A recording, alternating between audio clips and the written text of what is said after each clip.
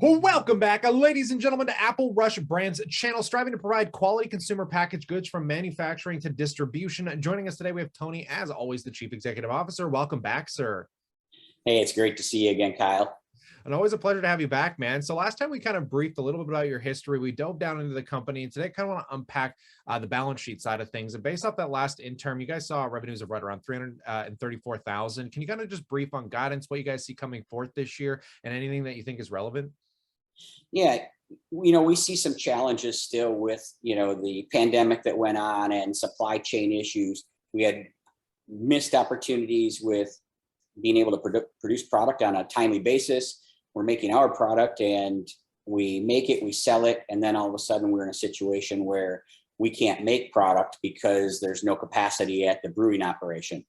And that challenge is probably going to go, through this year until we finally get to acquire our own manufacturing, which is our plan for the year. We do plan to acquire an operation that will give us the flexibility and be able to make product when we need it, how we need it, in a timely manner.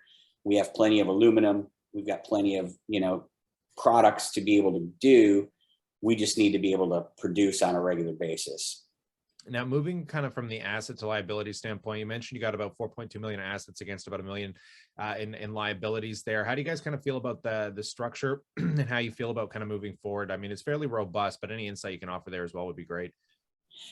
We think that, over the course of the next 12 months, we're going to acquire some additional business. We are going to launch several new products and brands. And, with the addition of Pursuit Hemp Farms in January, we will be fully launching the Pursuit Hemp Farms brand of product.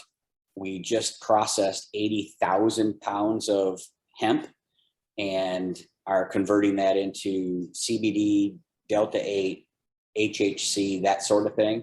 And we will actually be making our own product out of that. That gives us part of our seed to sale strategy.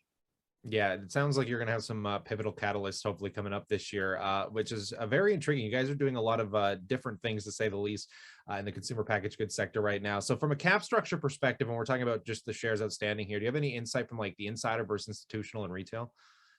Yeah, if you look at our cap structure, over 3 billion, maybe 3.5 billion shares of our structure are held in shares that are not even deposited by my friends and family that invested directly into the business to get us rolling.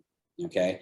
That includes people like the Bush family and Southern Eagle, some of those, people there, includes several other large shareholders that gave us the capital initially in 2017 to be able to build on this dream. And in the public float, there's about 1.5 billion shares. And out of those 1.5 billion shares, over 800 million of them are held by people that I personally know.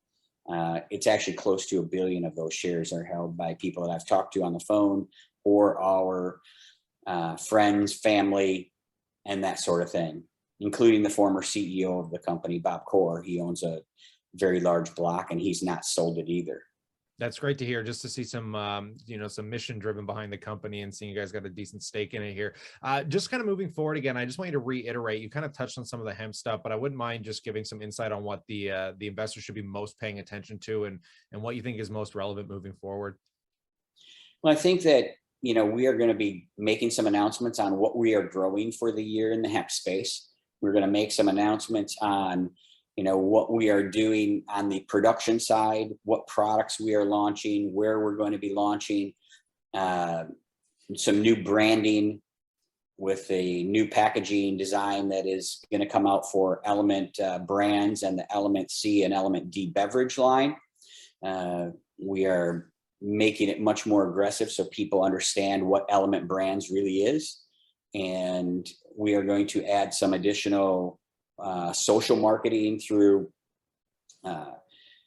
some people that are in either the entertainment space or professional athlete or that sort of thing as well. We should be capitalizing on some of that in the very short near term. I'm excited about that. And, by the end of the year, I think that you're going to see, with the new products that we launch, that it's going to drive a very, very solid, revenue number as well.